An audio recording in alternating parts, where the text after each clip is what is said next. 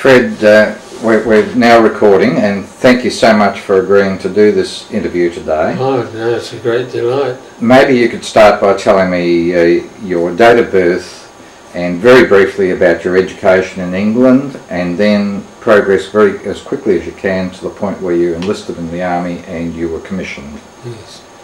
I was born in the 8th of September 1919 in Westminster in London, and then went through school, got a scholarship, got to secondary school, and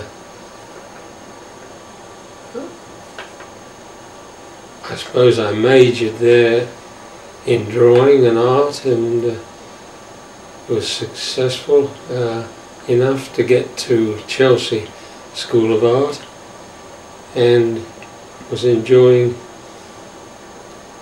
life there. But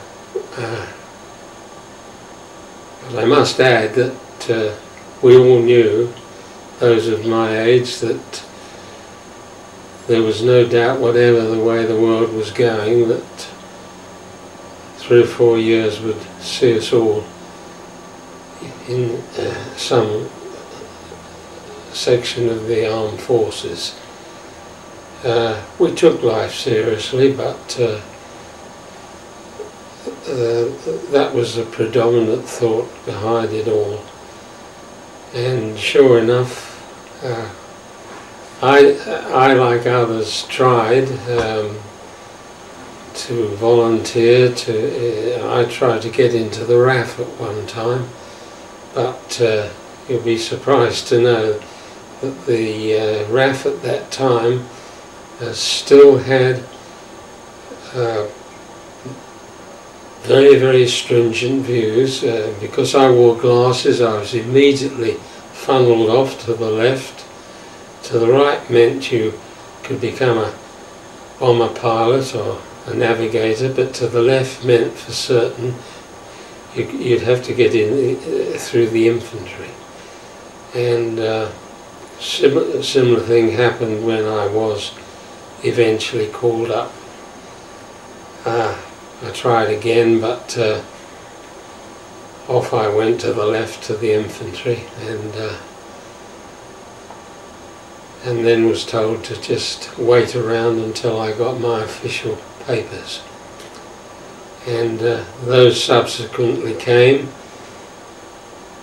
and I was sent to the Beds and Hearts, the regiment in Bedford, infantry regiment, and there was quite a stringent program of teaching you to become a soldier, and there was no change whatever in the degree of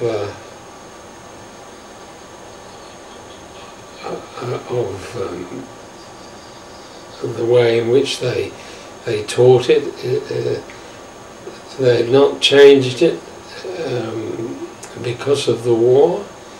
You went straight on the square, we called square bashing, and you learnt to respect and understand all the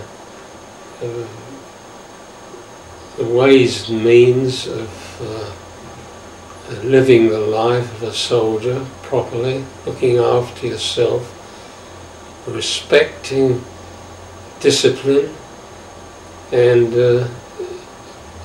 of course our ages at that time meant that we really grew up. What we call nowadays teenage life was in fact growing up in the army on the square for thousands of men. The intakes came in regularly. I suppose every 3 or 4 days 400 or 500 troops would suddenly appear in their civilian dress, they'd go through the gates, and then within 24 hours they'd emerge with very higgledy-piggledy with army uniforms and start life proper as a soldier. I must say that fortunately being quite fit, and at the time I played a lot of cricket, so I found it initially quite enjoyable, and I suppose I knuckled down quickly to the orderliness and discipline that was imposed and restrictions. The food was terrific. As I said, the number of the intake was steadily increasing, and so it meant that we were rather crowded in the dormitories and sleeping quarters and general areas, so that you were allowed out on certain days after parades, but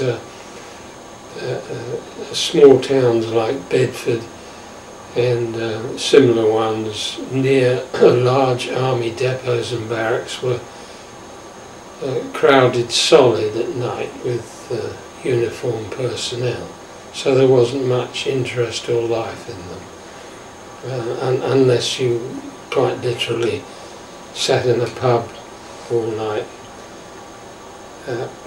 We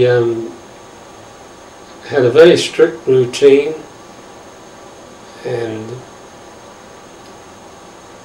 as I said, we literally square bash from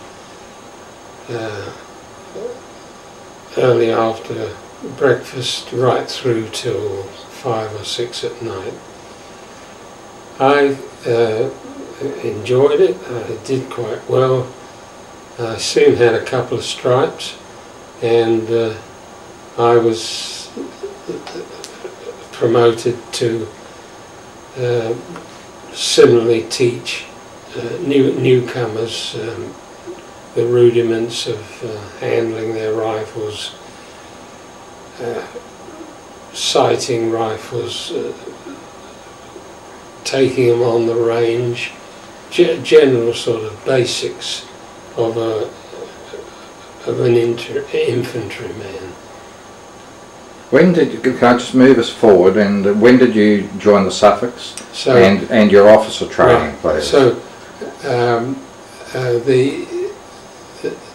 the routine at that time was that after something like 6 to 9 months, people were weeded out and selected for sending on to OCTUs, officer training course, and I was fortunate in getting selected, but not so much in the actual OCTU. It was well known naturally which ones were more than difficult, and I got the Grenadier Guards one on Salisbury Plain, and was sent there for the OCTU course. That was a very, very tough, stringent period. Every second of your life was employed in some manner. You were under scrutiny. You virtually had tutors in all departments of the army, and you went over a lot of ground, like stripping Bren guns and firing and so on, plus the newer stuff, which was learning how to lead men, understand troops, dispositions, battle